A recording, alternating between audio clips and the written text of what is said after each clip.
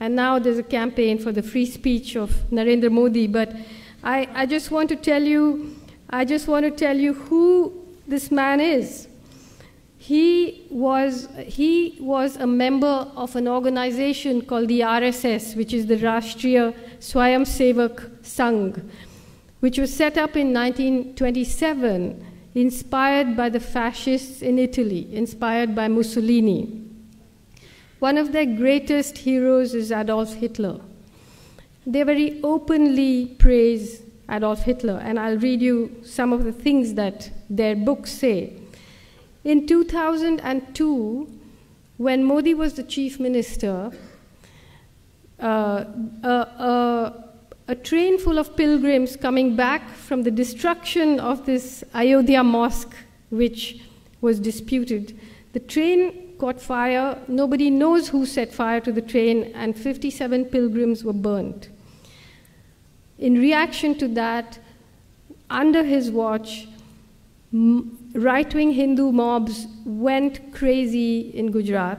They burnt and killed and raped, and something like between 1,000 and 2,000 Muslims were massacred openly on the streets of Gujarat. 100,000 people were driven from their homes. The people who did the killing were helped by the police. There was a member of the Legislative Assembly called Ehsan Jafri who had the temerity to stand against Modi in the elections. His house was surrounded by a mob of 20,000 people. He made something like 200 phone calls asking for help. The police vans came there and went away. They didn't do anything. The mob surrounded the house. Ehsan Jafri came down and said, look, there were many people sheltering in his house. He came down and he said, look, do what you like to me, but let the women be, let the people who are taking shelter in my place be. They cut off his arms, they cut off his legs, they dragged his body around the place, and then they killed all the people there. They raped the women and they burnt them alive. So, and Modi said, well, if there's an action, there'll be a reaction.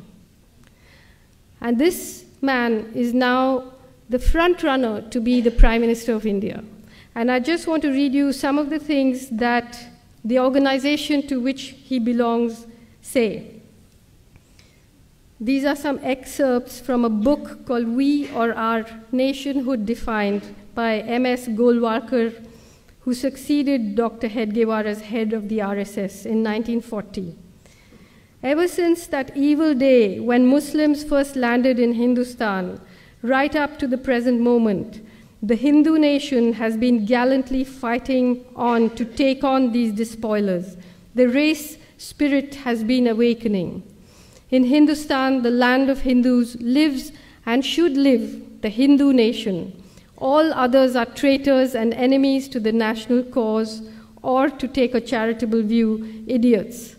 The foreign races in Hindustan may stay in the country, wholly subordinate to the Hindu nation, claiming nothing, deserving no privileges, far less any preferential treatment, not even citizens' rights. To keep up the purity of its race and culture, Germany shocked the world by her purging the country of the Semitic races, the Jews. Race pride at its highest has been manifested here, a good lesson for us in Hindustan to learn and profit by. By the year 2000, the RSS had more than 60,000 branches and an army of more than 4 million volunteers preaching its doctrine across India. Now, at the time when the pogrom against the Muslims happened in 2002, there was an outcry and people were shocked. But since then, Modi has won the elections 4 times.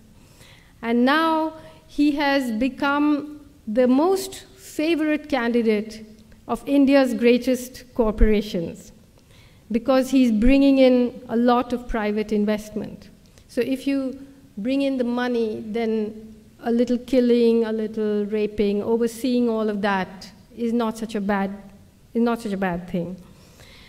So you have a situation where this kind of open, I mean, we call them fascists because they call themselves fascists, meaning they, in their books, admire the fascists.